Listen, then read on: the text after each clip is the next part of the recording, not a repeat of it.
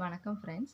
இந்த வீடியோவில் என்ன பார்க்க போகிறோம் அப்படின்னா, நம்ம மிட்டம் எக்ஸாமினேஷனுக்கான max portion for 10th 11th 12th ஸ்டாண்டர்டுக்கு அதை எப்படி படிக்கணும் அப்படிங்கிறதையும் நான் சொல்ல போகிறேன். இப்போ 10th ஃபஸ்ட்டு சொல்லிடுறேன். இப்போ 10th ஸ்டாண்டர்டுக்கு போர்ஷன் பார்த்திங்கன்னா ஃபஸ்ட்டு 3 யூனிட்ஸ் கொடுத்துருப்பாங்க. 3rd யூனிட்டில் பார்த்திங்கன்னா half ஆஃப் தி போர்ஷன்ஸ் மட்டும்தான் இருக்கும். நீங்கள் என்ன பண்ணுறீங்க அப்படின்னா, ஃபஸ்ட்டு 2 யூனிட்டை தரவு பண்ணால் போதும்.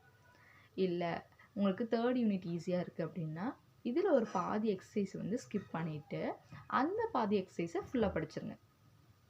அப்புறம் கிராஃப் இருக்குது, ஜாமெண்ட்ரி இருக்குது. கிராஃபில் பார்த்துட்டிங்கன்னா ஃபஸ்ட்டு எக்ஸசைஸ் மட்டும்தான் இருக்கும். அதே மாதிரி ஜாமெண்ட்ரியில் பார்த்திங்கன்னா சிமிலர் ட்ரையாங்கிள்ஸ் பார்த்துக்கிட்டா போதுமானது, அவ்வளோதான். அதை மட்டும் நீங்கள் கோப்பப் பண்ணி பார்த்துக்கோங்க. நெக்ஸ்ட்டு 11th ஸ்டாண்டர்டுக்கு 11th ஸ்டாண்டர்ட் பார்த்துட்டிங்கன்னா 1 2 3 3 யூனிட்ஸ் இருக்குது. நீங்கள் 2 யூனிட்ஸு ஃபுல்லாக தரவு பண்ணிக்கோங்க, சரிங்களா? ஃபுல் யூனிட்ஸை தரவு பண்ணிக்கோங்க. தென் 12th ஸ்டாண்டர்டுக்கும் சேம் அதே ப்ரொசீஜர் தான். 3 யூனிட்ஸ் இருக்குது, நீங்கள் 2 யூனிட்ஸை தரவு பண்ணிக்கோங்க.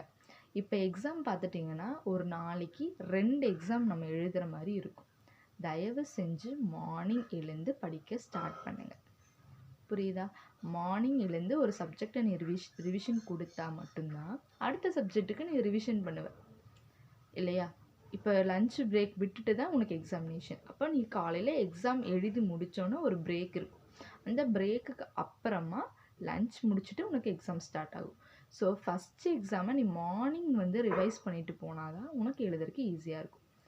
ஸோ நீங்கள் என்ன பண்ணுறீங்க, அந்த மெத்தடை ஃபாலோ பண்ணி படித்து எக்ஸாமில் நல்லா ஸ்கோர் பண்ணுங்கள். All the best students. Thank you students.